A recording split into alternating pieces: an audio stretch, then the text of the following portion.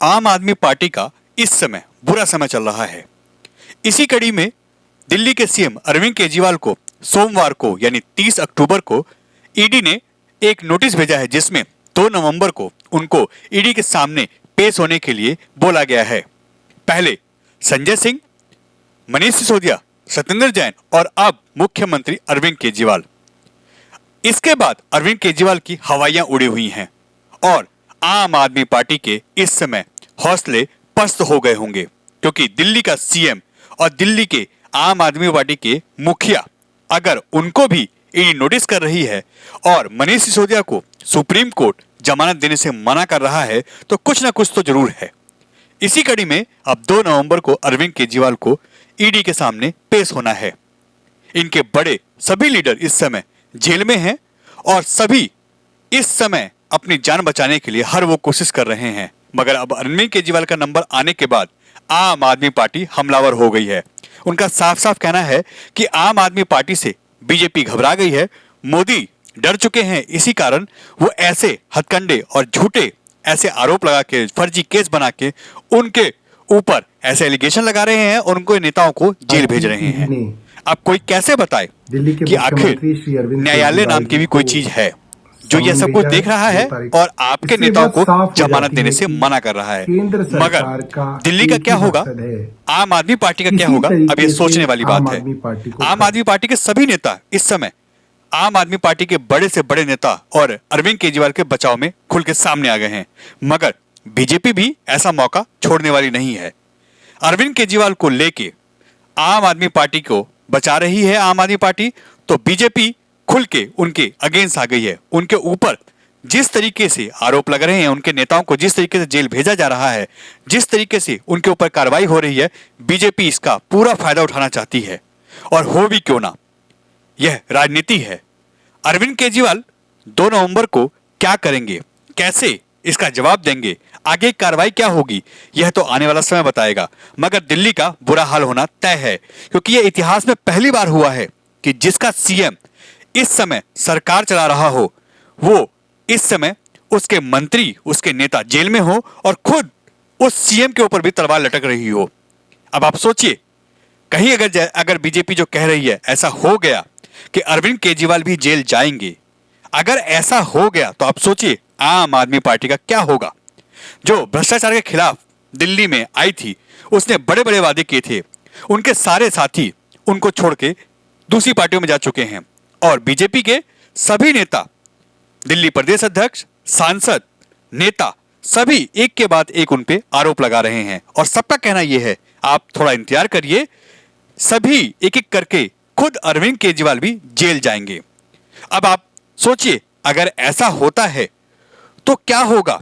जो भ्रष्टाचार के खिलाफ लड़ने आई थी पार्टी, वो खुद भ्रष्टाचार के आरोप में फंस रही है। अब क्या होगा अरविंद केजरीवाल का और आम आदमी पार्टी का। केंद्र सरकार की ईडी ने दिल्ली के मुख्यमंत्री श्री अरविंद केजरीवाल जी को समन भेजा है 2 तारीख का।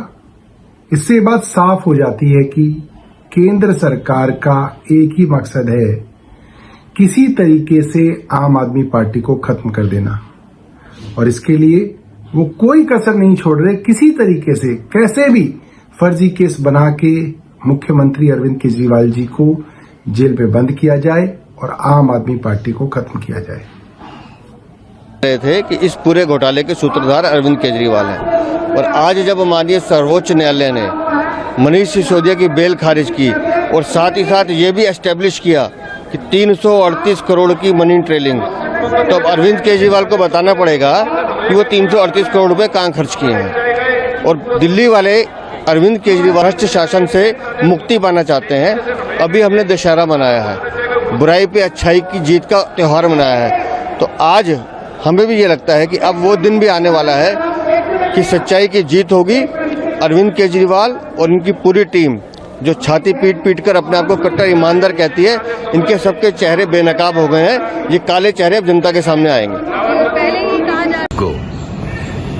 आज माननीय सुप्रीम कोर्ट ने मनीष सिसोदिया की बेल रिजेक्ट कर दी है और इस निर्णय के बाद यह स्पष्ट हो गया है कि ये मनीष सिसोदिया सहित आम आदमी पार्टी का शीर्ष गैंग ये पूरी तरह से भ्रष्टाचार में लिप्त है और इनका मनी ट्रेल इस्टेब्लिश हो चुका है।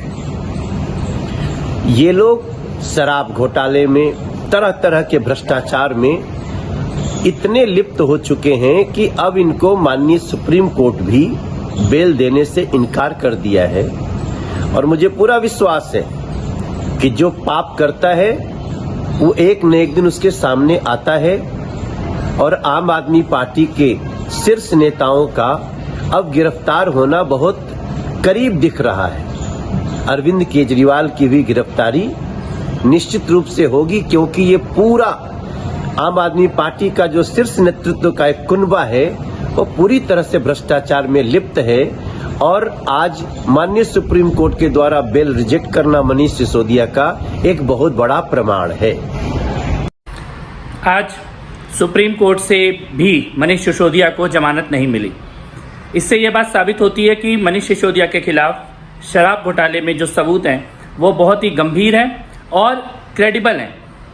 आतिशी मार्लिना और अरविंद केजरीवाल जो शुरू से बार बार ये कह रहे थे कि कोई सबूत नहीं है, पैसों का कोई ट्रैक नहीं है, आज उन दोनों का झूठ सुप्रीम कोर्ट के इस फैसले से साबित हो गया है कि सबूत भी है, पैसे का ट्रैक भी है और शराब घोटाले में आम आदमी पार्टी की टॉप लीडरशिप शामिल है। मुझे ये लगता है कि आज दिल्ली की जनता को और देश की जनता को ये समझ में आ गया होगा कि ये जो झूठ आम आदमी पार्टी के लोगों के द्वारा फैलाया जा रहा था कि जमानत मिल जाएगी, कोई सबूत नहीं है, अब तो देश की सबसे बड़ी अदालत ने जमानत देने से इनकार कर दिया है। शराब घोटाला एक गंभीर अपराध है और इसमें मनीष सिसोदिया, संजय सिंह, सत्येंद्र जैन और अंत में अरविंद केजरीवाल तक इसके तार जाएंगे और ये लोग बचने नहीं वाले, क्योंकि ये दिल्ली के अपराधी हैं।